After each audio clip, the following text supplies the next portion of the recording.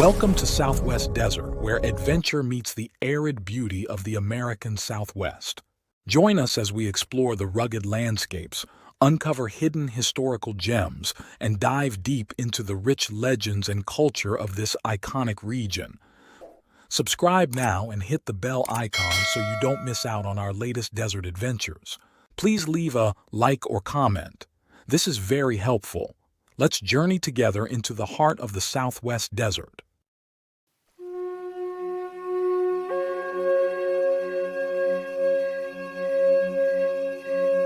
Welcome to Southwest Desert, where we uncover the extraordinary stories that shape the American Southwest.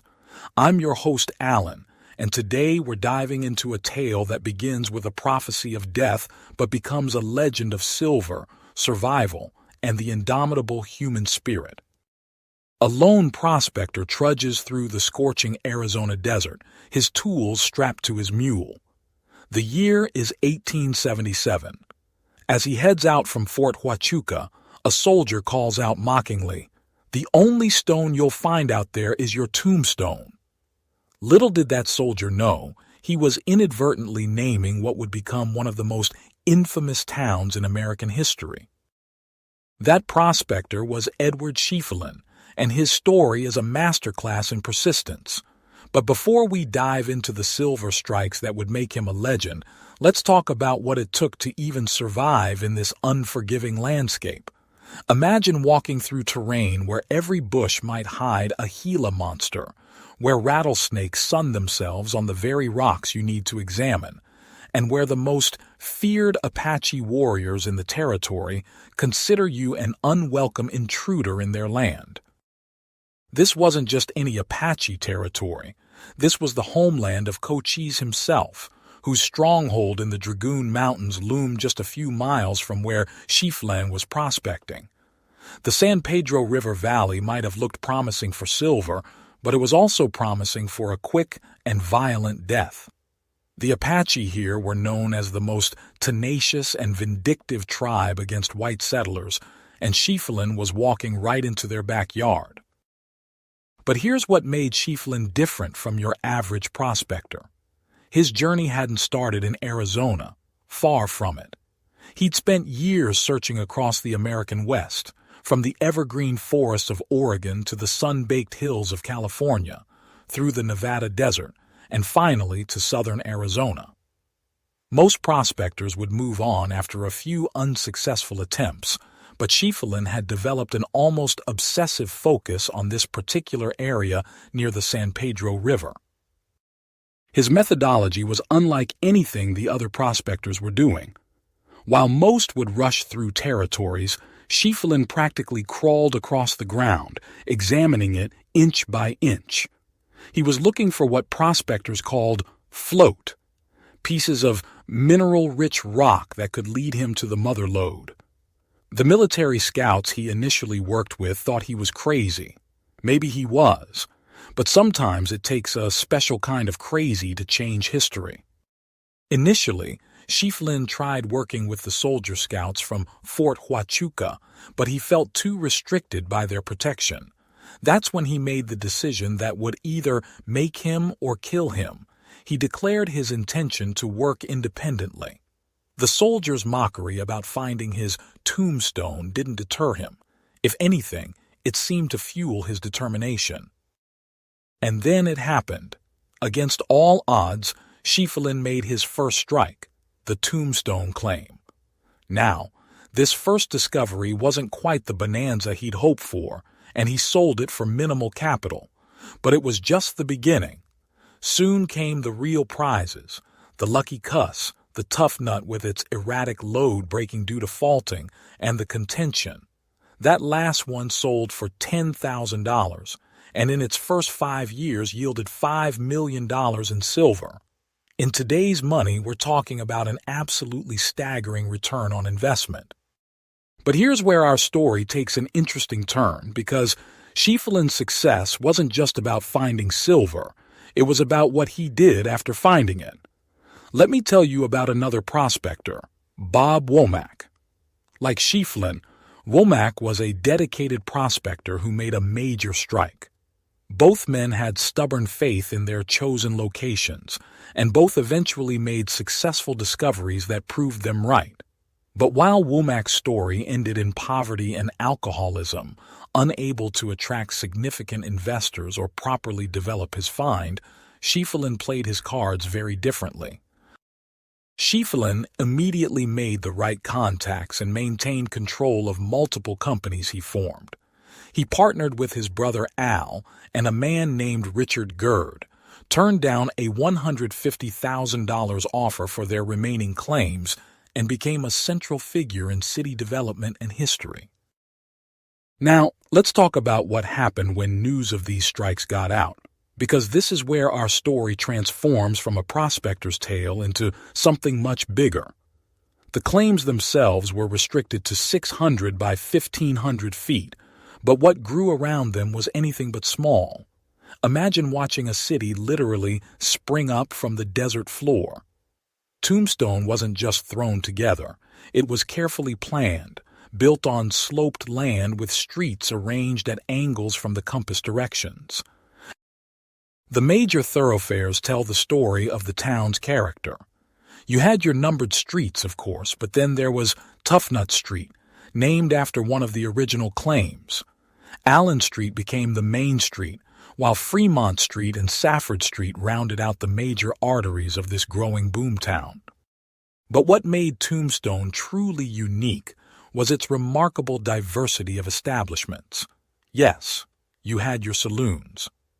In 1880, Allen Street alone had 110 liquor licenses. Every other building was a place to drink, and 14 different establishments ran continuous faro games. The OK Corral, the Birdcage Theater, the Cosmopolitan Hotel, and Campbell and Hatch's Pool Hall became landmarks in their own right. But here's the fascinating contrast. Among all this revelry, you also had 4 churches, several dancing schools, a Masonic hall, and the Knights of Pythias quarters. And then there was the Tombstone Club, a sophisticated gathering place that functioned as a library, offered book and periodical rentals, and hosted intellectual discussions about plays and politics. It became a forum for the more genteel aspects of life, proving that Tombstone wasn't just about gambling and gunfights. The population of Tombstone evolved in fascinating ways. The original settlers were mostly prospectors, miners, and AZ men, the backbone of any mining town. But as the silver strikes proved their worth, the town began attracting a more colorful crowd. This is when the legendary figures started arriving: Wyatt Earp, Doc Holliday, Bat Masterson, Luke Short, and characters like Turkey Creek Johnson, who came from Deadwood and served as a volunteer sexton. Johnson became famous for inviting his opponents to meet him at the cemetery. By its peak between 1880 and 1890, Tombstone had swelled to approximately 15,000 people. The business statistics from this period are staggering. We've already mentioned the 110 liquor licenses on Allen Street, but consider this. Every other building was a saloon. 14 faro games ran continuously, and there were multiple houses of what the polite society of the time called dubious respectability. Speaking of which, let's talk about Tombstone's famous or infamous red light district, the Birdcage. Theater wasn't just a theater. It was where girls worked as performers, offered customer dancing, and promoted what they delicately termed friendly relations. The district had managed brothels under madams, independent operators who maintained private cribs and solicited from doorways, and street workers who avoided sharing earnings with procurers. Some of these women became legendary figures in their own right. There was Rowdy Kate, Blonde Marie, Irish May, and Crazy Horse Lil. But perhaps the most notable was Dutch Annie, who built brothels on Wyatt Earp's land and leased property from him. When she died, her funeral procession included 1,000 buggies and was attended by businessmen and city officials. It was the second largest funeral in town history, topped only by Schieffelin's own final farewell. But like all boom towns, Tombstone faced its share of challenges, and they came primarily from below ground. The deeper the mines went, the more water they encountered. The Grand Central Pump was a marvel of engineering, standing 30 feet above its foundations and costing $300,000. It drained the entire mining district. But with great innovation came great conflict, as mines argued over shared expenses. Then came the fires. The pump house burned, the contention operations were damaged, and temporary closures followed. There were attempts at recovery.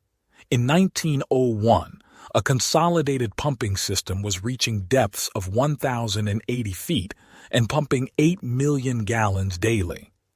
The town briefly revived, with the Birdcage Theater reopening and the saloons and bawdy houses resuming operations.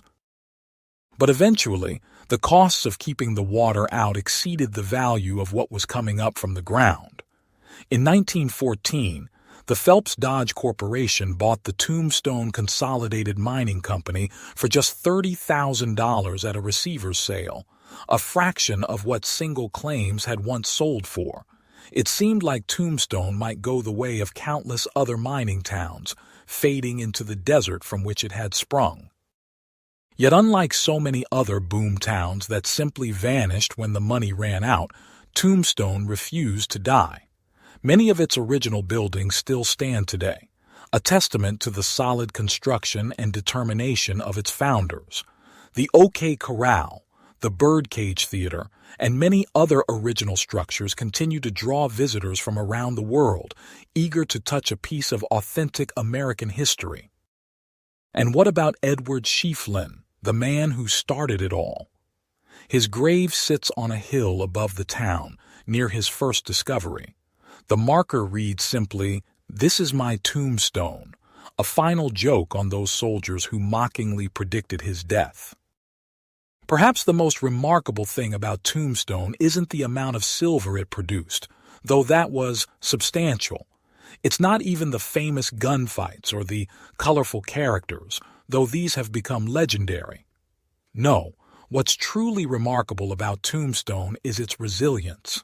Through fires, floods, Apache raids, and the boom and bust cycle that killed so many other mining towns, Tombstone has endured. They call it the town too tough to die, and it's more than just a catchy nickname. It's a testament to the spirit of the American West, a spirit of determination, reinvention, and survival against all odds. While the silver that made it famous may be gone, the stories, the buildings, and the spirit of this remarkable place live on, reminding us that sometimes the greatest treasures aren't what we pull from the ground, but what we build upon it. Thank you for joining your desert frontiersman Alan for another Southwest tale.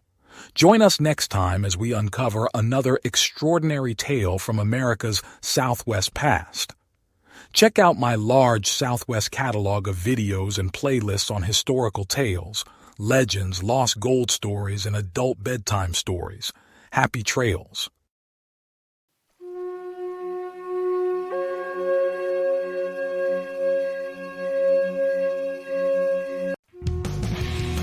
Thanks for watching.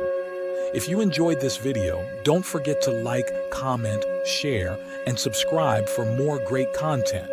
Hit the notification bell so you never miss an update. See you in the next video.